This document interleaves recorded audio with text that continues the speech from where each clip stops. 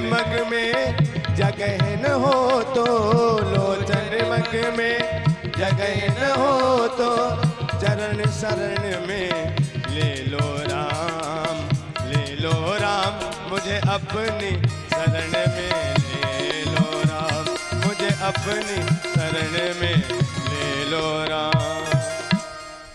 काहू बैठन कहान ओही, क्यों? क्योंकि राख को सगई भक्त कर द्रोही। कौन रख सकता है भक्त के द्रोही को? भगवान ने कहा जाओ जिसका तुमने अपराध किया है उसी की शरण में जाओ। 1 वर्ष तक दुर्वासा ऋषि घूमते रहे और कहीं शरण नहीं मिली। अम्बरीश महाराज के चरणों में आकर के लौट गए। राजा अम्बरीश ने 1 वर्ष तक कुछ खाया पिया नहीं, दुर्वासा जी की प्रतीक्षा करते रहे। ऐसा कौन भक्त होगा संसार में?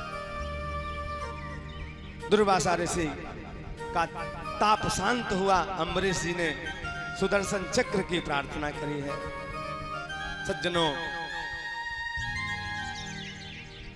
आगे चल करके मानधाता हुए, युवनाश्व राजा हुए, युवनाश्व के मानधाता हुए, त्रिशंकु हुए, त्रिशंकु के महाराज हरिश्चंद्र हुए, सत्यवादी राजा हरिश्चंद्र, जिन्होंने अपनी पत्नी और पुत्र को भी बेच दिया सत्य की वजह से, और सत्य से पीछे नहीं हटे। ऐसे सत्यवादी राजा हुए हरिश्चंद्र। सगर हुए, सगर के 60,000 पुत्र हुए। 60,000 पुत्रों को कपिल भगवान ने भस्म कर दिया।